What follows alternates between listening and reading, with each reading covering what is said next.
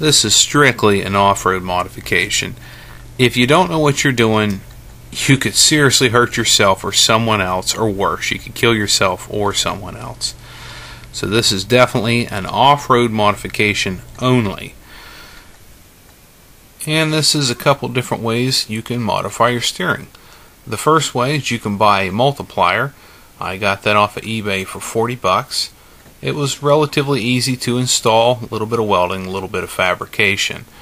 There wasn't a whole lot to it. It does have some pros. The pros are it's faster to install, it's easier to install, less tools required. You really only need a welder and a saw to do it.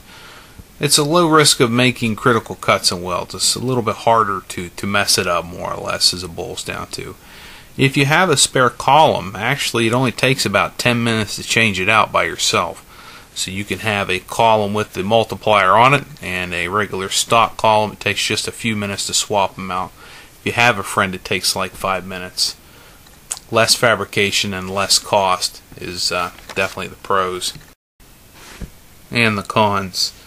It has a higher risk of failure. There's 2 welds on that multiplier.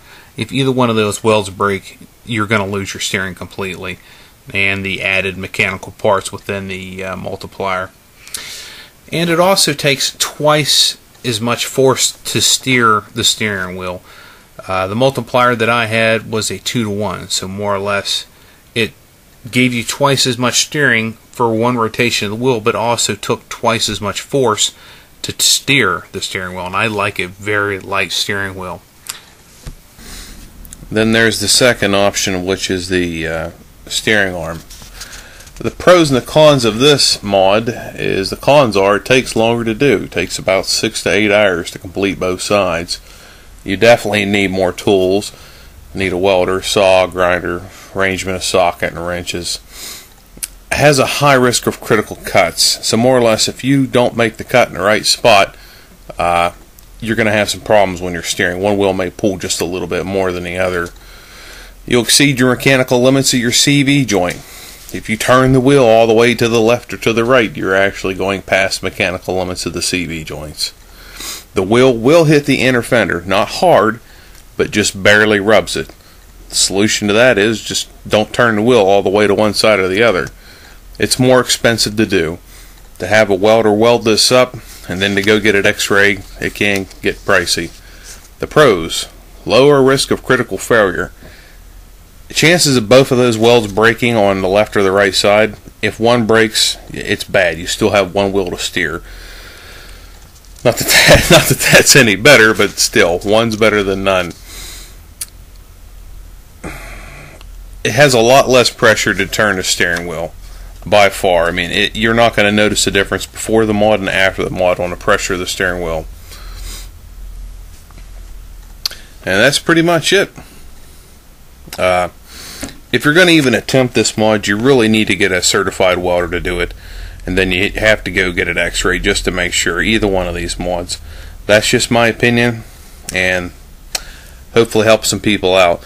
Now, a lot of people were asking why do such a mod like this, and this is a couple reasons why.